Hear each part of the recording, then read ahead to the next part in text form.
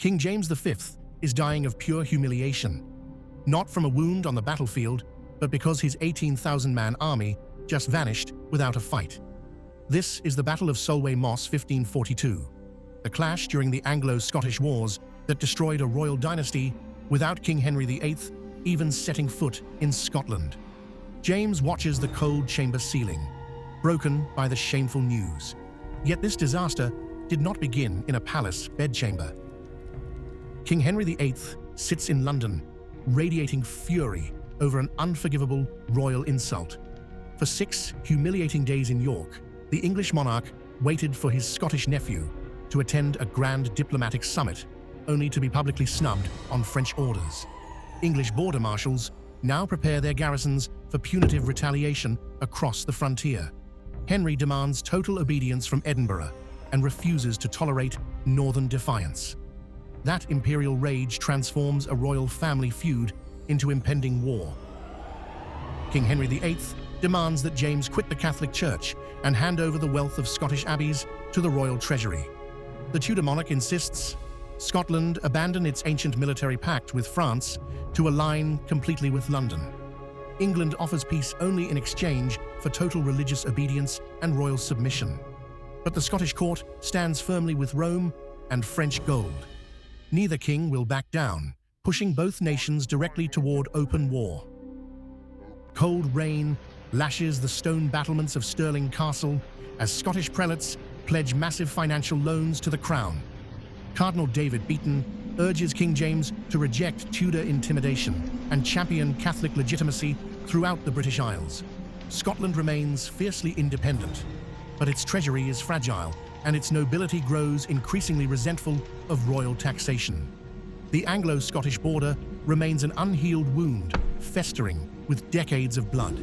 Every northern tower now watches the southern horizon for invasion. King James believes his lords will eagerly march into northern England. They do not march. The nobles do not just hate royal taxes, they remember the slaughter of Flodden. When James orders them across the border, that fear explodes into an open mutiny at Fala Moor. Enraged by this noble defiance, James bypasses his rebellious lords to secretly assemble a new invasion army. He orders 18,000 loyalists to strike into Cumberland, setting a disastrous trap in motion. 18,000 Scottish horsemen, pikemen, and artillery gunners converge along the border river valleys in freezing November mist. Saturated autumn rains have transformed every road into impassable mire, dragging 24 heavy brass field guns into deep mud. King James travels south as far as Lochmaben Castle before severe fever and depression incapacitate his body. The English state papers record the terrifying scale of the invasion column crossing the frontier. The massive army advances without its king. A secret parchment signed by the absent monarch rests inside the coat of Oliver Sinclair. Sinclair is the king's intimate domestic favorite, holding royal affection but commanding zero respect among hereditary battle commanders. Lord Maxwell assumes operational leadership of the march, entirely unaware that Sinclair carries warrants to supersede his authority at the border. This divided chain of command creates a lethal vulnerability at the head of the host.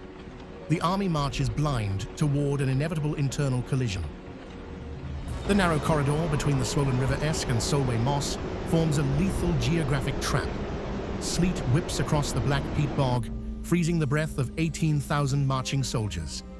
Heavy, iron-rimmed artillery carts sink axle-deep into sucking black mire as thousands of iron horseshoes churn the freezing mud into liquid soup. Saturated by autumn floods, the immense morass sits like a bottomless sponge to the west. The Scots funnel directly into this narrow cul-de-sac.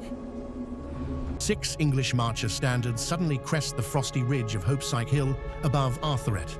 Sir Thomas Wharton stands with fewer than 3,000 border horsemen and 200 Kendal archers, hopelessly outnumbered by the Scottish host.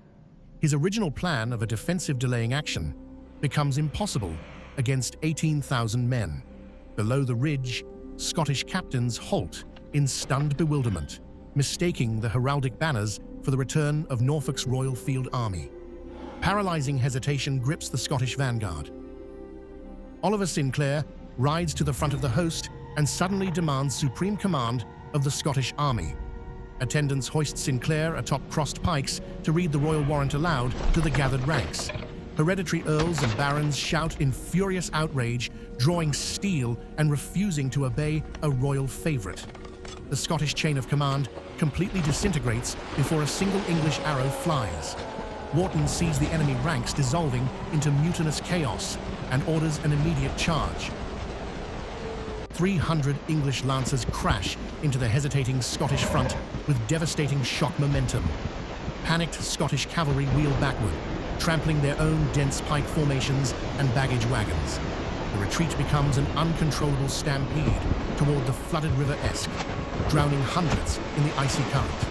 Thousands veer west into the black morass of Solway Moss, where horses and 24 brass cannons sink forever into the peat. Lord Maxwell surrenders at the water's edge as the invasion collapses. English scouts survey a battlefield where direct combat lasted less than an hour. Jack Musgrave's official dispatch records the astonishing mathematical reality. Only 7 Englishmen and 20 Scots lie dead upon the field. Yet 1,200 Scottish prisoners are taken in chains, including 2 earls, 4 parliamentary lords, Oliver Sinclair, and 200 prominent barons. Scotland's entire military leadership and field artillery have vanished into English hands. Mounted messengers gallop north with the catastrophic news. Sweat drenches the bedsheets of King James V as the courier gasps out the impossible report at Loch Marben. The 30-year-old monarch learns that his 18,000-man host dissolved without a battle, surrendering his royal banner and his favorite Sinclair to Henry's borderers. Racked by high enteric fever, James suffers an immediate and total nervous collapse. He retreats to Falkland Palace in delirious agony, unable to sleep or eat. The disgrace shatters his royal will to live. Winter sleet hammers the leaded glass of Falkland Palace on December 8th as a breathless rider arrives from Linlithgow. Queen Marie of Guise has safely delivered a royal infant. Desperate for a male heir to secure the vulnerable House of Stuart against English invasion, the dying king asks if the child is a boy. The messenger replies that the newborn is a girl. That single devastating answer seals the dynastic doom of the ancient Scottish crown. A 16th-century Scottish chronicle preserves the king's final, broken lament before the end. James V whispers that the Stuart crown came with a lass and will pass with a lass, remembering Robert the Bruce's daughter. On December 14th, 1542, the humiliated king turns his face to the cold stone wall and dies at age 30. The disaster of Solway Moss has claimed its ultimate victim.